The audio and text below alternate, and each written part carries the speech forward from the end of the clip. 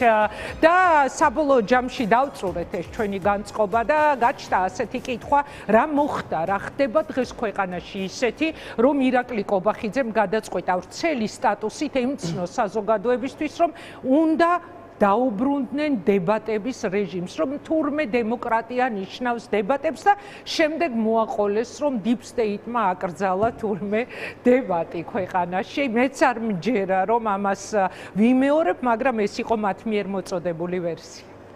მოგესალმებით, ინგა, მივესალმებით პირველის მაყურებელს. ახლა პროცესიდან მოვდივარ და 1-2 სიტყვით აუცილებლად უნდა შევეხო, სადაც გიორგი ახარიას ფაქტობრივად ყოველგვარი მტკიცებულების გარეშე ასამართლებს ოცნების რეჟიმი ივანიშვილის დაკვეთით. 123 ტომიან საქმეში ერთი მტკიცებულებაც კი არ არის, საუბრობენ ათეულობით მტკიცებულებაზე თითქოს და ვეუბნებით ერთი მტკიცებულება დაგვისახელეთ, რომელიც ადასტურებს, რომ გიორგი ახარიამ ორგანიზება გაუწია ადამიანების ჯანმრთელობის განზრახ მძიმე დაზიანებას. ვერ ასახელებენ ასეთ მტკიცებულებას, ყოველგვარი უფლების სარგებლობაზე უარს ეუბნებიან და დღეს გამოხატული მაგალითი იყო, როდესაც მას როგორც ბრალდებულს არ მიეცა უფლება საკუთარ სასამართლოს ხდომას დაესწროს თვითონ, რაც ბუნებრივად პროცესუალური დარღვევაც არის, ადამიანის უფლებათა ევროპული სასამართლოს პრაქტიკისგან გადახვევაც არის და ყველა ბერზე კარგი მაგალითი იყო, მაგალითად შინაგან საქმეთა მინისტრის გამოთხოვილი ბრძანება, რომელსაც ერთი თვია ველოდები და არ მიგვიღია, დღეს პროკურატურამ წარმოადგინა სასამართლო პროცესზე 21 იანვარს გამოთხოვილი, უკვე მიღებული 22 იანვარს. აი ესეთი მართლმსაჯულება არის დღეს გიორგი ახარიას მიმართ. ჩვენ ყველა სამართლებრივი მექანიზმს აუცილებლად გამოვიყენებთ. შეიძლება იმიტომ უთხეს უარი, რომ ეშინიათ არ თქვას უფრო მეტი, იმიტომ რომ გიორგი ახარიას მიმართ რომ თქვას უფრო მეტი კონკრეტულად მაგ საქმის ფარგლებში ეს არის მთელი საზოგადოების მოთხოვნა, ხო? თქვენ ფიქრობთ, რომ შესაძლებელია ეშინიათ, რომ გახარიამ შესაძლოა ხელი დაადოს ვინმეს? მაგალითად მოითხოვთ, რომ გამოიკითხოს სასამართლოზე ივანიშვილი, გამოიკითხოს კობახიძე და ასე შემდეგ. ანუ რითი ხსნით, რომ მათივე, როგორ უწოდებდნენ, სუპერ ძალოვან მინისტრს, ყოფილ სუპერ ძალოვან მინისტრს დღეს ონლაინ ჩართვაზე ეუბნებიან უარს. ხო, ნუ ფაქტია, რომ ეს მართლმსაჯულება ემსახურება ადამიანების, რომლებიც შეიძლება პასუხისმგებელი იყვნენ სხვადასხვა საკითხებთან მიმართებით 20 ივნისის კონტექსტში, მათი პროცესიდან გაყვანის მიზანს, ამის ნათელი დასტურია ერთი, რომ ადამიანები პროკურატურა, სასამართლო პირველი ინსტანცია, სააპელაციო უარს ამბობენ ივანიშვილის, კობახიძის, დინარაძის, გომელაურის გამოკითხვაზე, რომლებიც რელევანტურად ინფორმაციის მატარებლები არიან ამ საქმესთან დაკავშირებით. შესაბამისად, აღნიშნული გარდა იმისა, რაც ეხლა ვახსენე, საიდუმლო მასალების ნაწილის განსაიდუმლოებაზე უარი, რომელიც ასევე შუამდგომლობით იყო. რამაც ეჭვი გაგიჩინათ, რომ ვიღაცას აფარებენ ხელს. ბუნებრივ ეს ყველა ადამიანს დარჩება ეს განს და მე არ მინდა გავასწრო მოვლენებს, ეს არის სამართლიანი სასამართლოს სამართლიანი გამოძიების დასადგენი. მე გარდა იმისა, რომ პოლიტიკაში საჯარო ჩართული ადამიანი ვარ, ასევე ადვოკატი და ჩემს ნათქვამ თითოეულ სიტყვას რა თქმა უნდა. ხო, მაგრამ აი როდესაც ბერდია თქვენ ამბობთ, რომ შესაძლებელია ვიღაცას ხელს აფარებენ და უარი გვითხრესო ივანიშვილის, კობახიძის, დინარაძის, გომელაურის გამოკითხვაზე სასამართლოზე. ანუ თქვენ ამით ამბობთ, რომ ბრძანება გასცა ვინ? რატომ თვლით ამ გვარებს? ანუ აპირებს გიორგი ახარია ბოლოს და ბოლოს თქვას მთავარი სათქმელი გიორგი ახარიას დაკითხვის დროც მოვა ამ სასამართლო პროცესზე, რომლის შუამდგომლობასაც ასევე დაცვის მხარე დააყენებს, თუმცა მოლოდინი სიმართლეა გითხრათ, რომ ამ შუამდგომლობას მაინც დააკმაყოფილებს ბრალდების მხარის პოზიციის გათვალისწინებით სასამართლო არ არსებობს.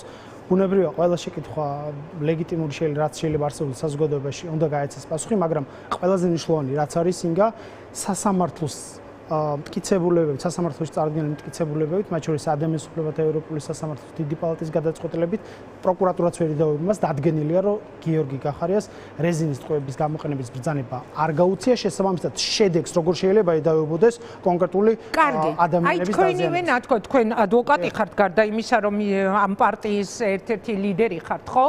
თქვენივე ნათქვამიდან გამოვალ და ამბობთ ისევ ვიმეორებთ, რომ არ გაუწია, მოითხოვთ ივანიშვილის გამოკითხვას, ამბობთ, რომ ივანიშვილი გაიყვანეს ამ პროცესიდან, უნდათ უпроსწორეთ გაიყვანონ და უარს გეუბნებიან მის გამოკითხვაზე, ამბობთ თუ არა, ესე შეფარვით, არ მხოლოდ გამოკითხვაზე, განცხადებებზეც უარი გვითხრეს, განცხადებების დართვაზე, რომელიც ოფიციალური პოზიცია იყო ივანიშვილმა. მე ამას არ ვიტყვი, ამის თქმას აპირებს ახარია ამ ონლაინ ჩართვი? არა, ეს იქნება უპასუხისმგებლო განცხადება ჩემი მხრიდან, რაიმე ფორმით. ჩვენ უბრალოდ კითხვები გვაქვს, რომელზე პასუხებიც ძალიან ბევრ შეკითხვას, რომელიც საზოგადოების დღეს არსებობს. გაიცემოთ გამოკითხვას, თუ ის არა რა შუაში იყო, რა სახელმწიფო თანამდებობა ეკავა, რა მოქმედება იყო მისი მხრიდან, ისეთი, რის გამოც ივანიშვილი უნდა გამოიკითხოს. ბიძინა ივანიშვილი იყო მმართველი პარტიის თავმჯდომარე, ყველაზე მაღალი გავლენის და ავტორიტეტის მატარებელი პირი, რომელსაც ზეგავლენის ბერკეტები გააჩნდა სამთავრობო გუნდზე, საპარლამენტო გუნდზე და შესაბამისად, როდესაც არსებობს კითხვის ნიშნები, თუ გიორგი გახარიას არ გაუწია ბრძანება რეზიდენტის ტყვეების გამოყენებასთან დაკავშირებით, ვის შეიძლება ყოფილიყო პირი, რომელმაც გასცა ეს ბრძანება, ამ შეკითხვებზე ლეგიტიმური კითხვები არსებობს, ხო, ლეგიტიმური ამ შეკითხვებზე პასუხებია საჭირო. შესაბამისად, ყველა ის პირი, რომელიც ფორმალური თუ არაფორმალური პოზიციით წარმოდგენილი იყო სახელმწიფოს მართვის პროცესში, აუცილებელია შეკითხვებს, რომელიც ანუ მინიმუმ იმას მეუბნებით, ეხა პირდაპირ ეთერში, რომ ივანიშვილი ჩართული იყო იმ პროცესებში, რაც მოხდა 20. არა, უბრალოდ ნებისმიერ ობიექტურ პირს გაუჩნდებოდა შეკითხვები ივანიშვილთან დაკავშირებით, რომელიც თქვენ გაგჩენიათ არაერთ ამ წლების განმავლობაში. მე შეიძლება ბევრი რამე მიგყავს, ბევრ რაღაცაზე მიმიღია პასუხი. როცა ამბობთ, რომ მას არ გაუწია ბრძანება, გაქვთ ინფორმაცია, ვინ იყო ის, ვინც გასცა და ეს უნდა დაადგინოს ბერდიას სიჭინაოს გადასაწყვეტი საკითხი არ არის. ნორმალური ინფორმაცია. მესმის რომ მე არ მეუბნები, მაგრამ თქვენთვის პირობებში სამართლიან სასამართლოში უნდა გაირკვეს ეს საკითხი. კარგით, აი ეხლა ბრძანეთ, რომ გახარიას უარი უთხრეს, რომ ჩართოდა სასამართლო პროცესს, ხო და აი ამ დროს დღის მთავარი თემა ეს რაც შემოიტანა თავად ირაკლი კობახიძემ არის ის, რომ ოცნებამ განაცხადა დებატები არის აუცილებელი და რომ უნდა დაუბრუნდნენ დებატების ფორმატს. სად, როგორ, რა ფორმატში, რა პლატფორმაზე ეს ცალკე თემა. თავისთავად ამას რით იხსნით ბერდია და რა ხდება ქვეყანაში ისეთი, ან რა ვერსია შეიძლება დავდოთ ახლა ჩვენ რომ გადაწყვეტილება მიიღეს მინიმუმ ლაპარაკი დაეწყოთ ამაზე. დასხდებიან არ დასხდებიან ეს სხვა თემაა, მაგრამ დებატების აუცილებლობაზე საუბარი რომ დაეწყოთ. აი, რა მოიტანა ეს რეალობა, როგორ ფიქრობ? მე ვფიქრობ, ყველაფერი სიყალბ დღეს რაშიც ვართ პოლიტიკურ პროცესში თავიდან ბოლომდე, რასაც გვთავაზობს ჩვენ ოცნების რეჟიმი, რა თქმა უნდა, ეს არის თავიდან ბოლომდე სიყალბე და უნდათ აი ამ სიყალბის ელემენტებიც შემოიტანონ, მათ შორის თითქოს ფორმალურად რაღაცა დებატები არსებობს ქვეყანაში და პოლიტიკური სივრცე არ არსებობს. გაჯარებულია. არ არსებობს და თითქოს უნდა იარსებოს, შემოიტანონ ეს საკითხი. სხვათა შორის ვაცლავ ჰაველს აქვს ძალიან ცნობილი პოლიტიკური ესე ძალა უძალოთა, სადაც ნათქვამი საუბრობს ჰაველი, რომ რეალურად ავტოკრატიებში ძალაუფლება არა პოლიციის ძალით, არამედ მოქალაქეების ჩუმი თანხმობით მუშაობს. დღეს ყველა თანხმდება, რომ რაღაც ტყუილში ვცხოვრობთ, ყველა ხვდება ამას.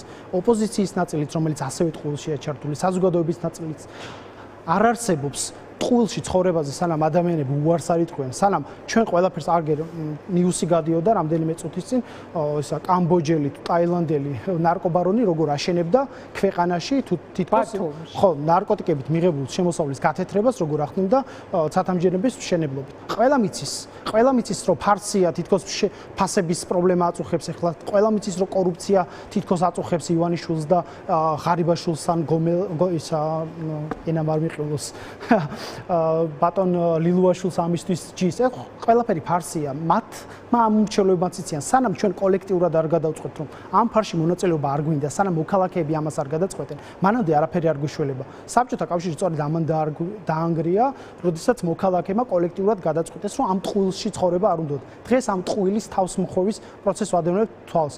რეალურად მეორე მხრივ რო შევხედოთ, ამ deep state-ის ლანძღვაც რაღაც სხვა level-ზე ავიდა, ხო? თითქოს რაღაცა ტრამპმა deep state-ი ვერ დაამარცხა, ტრამპიც deep state-ის ნაწილი გახდა მისი პრეზიდენტობიდან 1 წლის თავზე. თქვენ ნახეთ, რომ ივანიშვილი ასევე გვესაუბრება თავისი კარის ფილოსოფოსის ზაზა შათირიშვილის პირით, რომელმაც რაღაცა ელემენტები შემოიტანა რუსეთთან ურთიერთობის ნაწილში, მათ შორის ის, რომ რუსეთი ვერ იცავს საკუთარ მარიონეტებს, იანუკოვიჩებს და სხვებს და თავის პოზიციებს კარგავს. ბუნებრივია ირანში მიმდინარე პროცესები, ვენესუელაში მიმდინარე პროცესები ადამიანის განწყობაზე, მისი მართვის წილზე და იმ მატრიცაზე, რომელშიც ჩვენ გვაცხოვრებს ივანიშვილი თავის პოლიტიკური შექმნილი მატრიცით, ბუნებრივია მოქმედებს მასზე, იმიტომ რომ თუ ის ხედავს, რომ მადუროს დაცვა არ შეუძლია პირობითად რუსეთს, თუ არ შეუძლია რუსეთს დაიცვას ირანში საკუთარი ინტერესები, სირიაში დათმოს საკუთარი ინტერესები, ვთქვათ, სხვა ლოკაციებზე, რომელიც სენსიტიური და მნიშვნელოვანი უკრაინაში შესაბამის წარმატებას ვერ აღწევს, მის გონებაში ბუნებრივია ბუნებრივია სხვა პროცესები ირთვება. დღეს ყავს ოცნება ხელისუფლებაში ძალა, რომელმაც მოახერხა ამ ქვეყანაში, რომ მეგობარი არ დაიტოვა, არა დასავლეთზე არ მაქვს საუბარი, ან აღმოსავლეთზე სატრანზიტო დერექტრის ფუნქციაზე საუბრობდი და აქ ეკონომიკური მოთხოვნები გეოგრაფიული მდებარეობა სახეზე გვაქვს, მაგრამ პოლიტიკური ნება არ გვაქვს და მე მგონი ბოლო 22 საუკუნის განმავლობაში პირველი ხელისუფლება გვყავს, რომელმაც მოახერხა, რომ სატრანზიტო დერექტრის ფუნქცია კითხვის ნიშნის ქვეშ დაეყენა. აი ხო და მაგ რეალობიდან რომ გამოვიდეთ, ეხლა რაზეც თქვენ საუბრობთ, როგორ ფიქრობთ, რატომ შეიძლებოდა დაეწყოთ დებატების აუცილებლობას და კიდევ ერთხელ ვიტყვი, მე არ გამოვრიცხავ, რომ რომელიმე პლატფორმაზე მართლა ვნახოთ აი ამ დებატების მცდელობა. არ გამოვრიცხავ, გულწრფელად გეუბნებით, იმიტომ რომ მე მაქვს ჩემი მოსაზრება, იზოლაცია ხო და აი ამ ვერსიებზე მინდა ეხლა თქვენი პასუხი მივიღო. პირველი რომ სრულიად იზოლაციაში მოქცეული ოცნება ცდილობს რომ რამენაირად ვინმე დაელაპარაკოს და აი მოჩვენებითი დემოკრატიის სურათის შექმნის მცდელობისთვის შეიძლება ეს უნდოდეს, ხო? მეორე რომ აი მე რაღაცა ვცდილობდა ოპონენტებთან საუბრო პირდაპირ ეთერში და აი დემოკრატი ვარ, უფრო დემოკრატი ვარ ვიდრე დიქტატორი, უფრო დემოკრატი გავხდი მინიმუმ ვიდრე ავტორიტარი, ხო? აი ან კიდევ ერთი არჩევნების თემა, რომელიც შესაძლოა მართლა იხარშებოდეს მათ შიგნით, ვადამდელი არჩევნების თემა და ამისთვის მათ დასჭირდა დებატები, იმიტომ რომ ისინი ხომ ატარებენ შიდა კვლევებს, მათ ხომ გადასარევად იციან, რომ საზოგადოებასთან ყოველგვარი კავშირი აქვს დაკარგული. მე არ ვსაუბრობ ეხლა იმ სახელისუფლებო რესურსზე და იძულებით მხარდამჭერებზე, ხო? აი რითი ხსნით, რა შეიძლება უკავშირდებოდეს ამ თემის გააქტიურება კი არა შემოტანა? ხო, ბევრი კომპლექსური ფაქტორია ალბათ, კუმულატიური ბევრი პირობა არსებობს, მათ შორის ის, რომ ღიად არტიკულირებენ, რომ დემოკრატობანას თამაშობენ, ბუნებრივია ეს მოცემულობა, ამას არ ცმალავენ. რა თქმა უნდა, შეიძლება იყოს ბევრი სხვა мотиваცია ამის უკან, მათ შორის ის, რომ იზოლაციაში არიან მოქცეულები, ის, რომ მათ სურთ რაღაცა თავის თამაშის წესები დაადგინონ და დასავლეთს ასე მიჰყიდონ, თითქოს საზოგადოებაში უკვე დაასტაბილურეს მოქალაქეები. ხო, აი დებატები მაქვს, სადგინახავს ავტოკრატიაში, დიქტატურაში, ოპოზიციასთან იჯდე და რაღაცა თემაზე დისკუსია. და ეხა ივანიშვილს ახასიათებს ხო ეს რაღაცა წარსული ჩამორეცხვა, ეხა კორუფცია პრობლემაა, ჩამოირეცხა, სურსათის ფასები გაძვირებული პრობლემაა, ჩამოირეცხა, გადავიდა შემდეგ ტურში. ბუნებრივია ამის, მაგრამ ეს ყველაფერი სიყალბის ნაწილია, ხო, ამას რეალობასთან ხო რეალურად კავშირი არ აქვს. ეხა რაც არ უნდა ყობახიძიან მისი რომელიმე წარმომადგენელი ოცნების რეჟიმის წარმომადგენელი დაჯდეს და ვინმეს დებატებზე ელაპარაკოს, სხვათა შორის სწორები რო იყო და მართლები ლაპარაკს წინ არაფერი არ უდგას. ამაში პრობლემა საერთოდ ვერ ვხედავ. დისკუსიის სივრცე რო არ არსებობს ამ ქვეყანაში, ეგ არის პრობლემა და ძალიან ბევრჯერ გვისაუბრია, რომ დიახ, როგორც ხელისუფლების წარმომადგენლები უნდა მოდიოდნენ კრიტიკული მედიის წარმომადგენლებთან სასაუბროდ, ისე მათ შორის ტელეკომპანია იმედი და სხვა არხები გახსნილი უნდა იყოს ოპოზიციისთვის, რომ მართალი სიტყვა ისმოდეს ამ ეთერში და სხვათა შორის მაგალითად წულუკიანის კომისიაზე გიორგი ახარიას მონაწილეობას რა შეფასებები მოყვა ძალიან კარგად მახსოვს, მაგრამ აუცილებელი იყო იმ პლატფორმაზე მისვლა, იმ მოქალაქეებთან საუბარი, რომლებიც ჯერ კიდევ ოცნებას მაგაზე მე და თქვენ კამათიც გქონია, შეგედავებოდით, მაგრამ ეგ თქვენი პოზიცია. არა, შემედავეთ, ეგეც არ არის პრობლემა.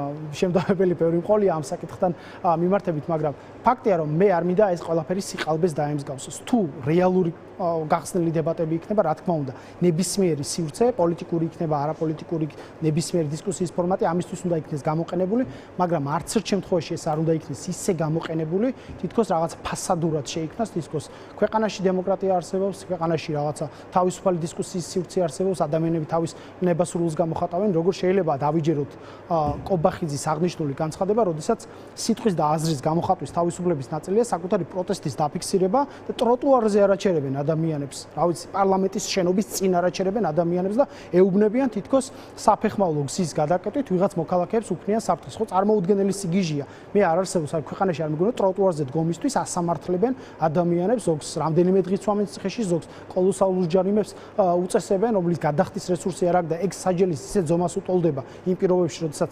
სოციალურ-ეკონომიკური პრობლემებია, ადამიანს ციხეში წასვლა ურჩევნია, ხო? ამ მოცემულობის წინაშე ვარ და ეხლა რამდენად გულწრფელი იქნება, რამდენად გულწრფელად შეიძლება მივიღოთ ეს კობახიძის ეს განცხადება, მე არ მგონია სწორი. უბრალოდ მე არ გამოვრიცხავ რომ საბოლოოდ ეგეც ღარიბაშვილს დააბრალონ და იმ გუნდს, იმიტომ რომ აი უყურეთ ეხლა ობიექტურობა ახსენეთ თქვენ და გახარიას შემთხვევას აუცილებლად გავიხსენებდი, ვიდრე იყო ღარიბაშვილის მეორედ მოსული ღარიბაშვილის წინამორბედი გახარია, მას ყოველთვის ჰქონდა მზაობა, მოსულიყო, პირდაპირ ეთერში მიეღო მონაწილეობა, რაც არ უნდა მწვავე ყოფილიყო თემა და ობიექტურობისთვის ამისი ხაზის არ გასმა შეუძლებელია. ხო და რატო ვამბობ, არ გამოვრიცხავ თქო რომ ღარიბაშვილს და მის გუნდს დაბრალდეთ, ესეც deep state-ივით ბოიკოტის გამოცხადება, იმიტომ რომ მერე იყო ღარიბაშვილი და ეხლა არის კობახიძე. ხედავთ რომ ღარიბაშვილი ციხეშია, ლილუაშვილი ციხეშია, მოკლედ ის გუნდი ციხეში ჩასვეს და სულ არ გამიკვირდება, ამიტომ ვამბობ, რომ არ გამოვრიცხავ, რომ ნამდვილად შედგეს თქო, დაიწყოს დებატები, რომ გამოვიდნენ და თქვა, რომ მე რა შუაში ვარ, აი ჩემი წინამორბედი პრემიერი იყო, ამ გადაწყვეტილების ინიციატორი. არა და მაგას ვინ დაიჯერებს, რომ ერთი კაცი წყვეტდა ამ ბოიკოტის თემას. ისე როგორ მიიღებოდა ამ ტიპის გადაწყვეტილება, ბედია, რადგან თქვენ იყავით, თქვენი პოლიტიკური გუნდი იყავით იმ პარტიის ნაწილი, იმ გუნდის ნაწილი, ხო? ანუ არ მივიდეთ კრიტიკულ მედიაში, რატომ, რით იხსნიდნენ? სიმართლე გითხრათ, მე ოცნების წევრი, როგორც პარტიული წევრი არასდროს არ ვიყავ. რაც ერქვა, პოლიტიკური ძალის წარმომადგენელი იყავ. ძალის წარმომადგენელი კონკრეტულ პოზიციაზე. თუმცა სიმართლე რომ გითხრათ, ასეთი ტიპის გადაწყვეტილებები ახლა გიორგი გახარიაზე გავლენას არასდროს არ ახდენდა და არასდროს თქვი ეს რომ გახარია დადიოდა ეთერში. აბსოლუტურად თუ მერე დაიწყო ეს ბოიკოტი, თითქოს ჩაიკეტნენ, თითქოს თავიანთი პროპაგანდისტული არხებიდან ელაპარაკებოდნენ რაღაც სიცრუეს და სიგიჟეებს. მე აბსოლუტურად თქვენ რო საუბრობთ, რომ ღარიბაშვილი შეიძლება დააბრალდეს. არა, არ გამიკვირდება თქვენ ხა არ გამიკვირდება ქალბატონო ინგა, რომ კობახიძისთვისაც მოიძებნოს ცოდვები და დარწმუნებული ვარ აბსოლუტურად ყველა ცოდვა ჩამოირიცხა ფორმალურად ამ ადამიანმა კორუფცია ღარიბაშვილს, ლილუაშვილს, ფასები ვიღაცას, პოლიტიკური სისულელე ვიღაცას.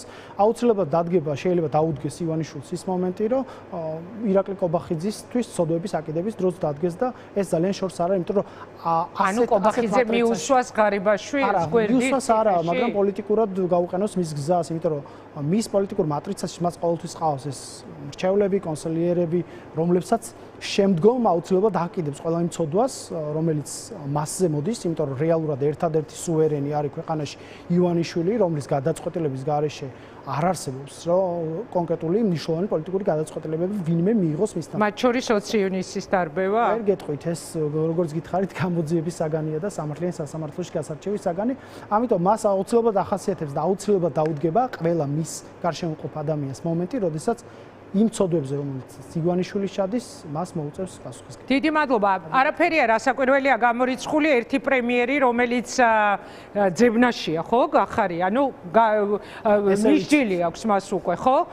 შესაბამისად, ერთი პრემიერი საციხოდ არის გამზადებული, მეორე პრემიერი ამ წუთას უკვე ციხეში ზის, სუსის უფროსი ციხეში ზის, მინისტრები ციხეში სხედან, ასე რომ მაგაში დაგეთანხმებოდით, როცა საჭირო გახდება, შესაძლებელია კიდევ როგორ თქვით, საკუთარი ცოდვების ჩამორეცხვისთვის უკვე დადგეს კობახიძის და მისი გუნდის დრო. მადლობა. მადლობა ბერდია, წარმატებას გისურვებთ. სხვათა შორის შეგიძლიათ გაბრძანდეთ სტუდიიდან. სხვათა შორის ამ თემებზე საუბარს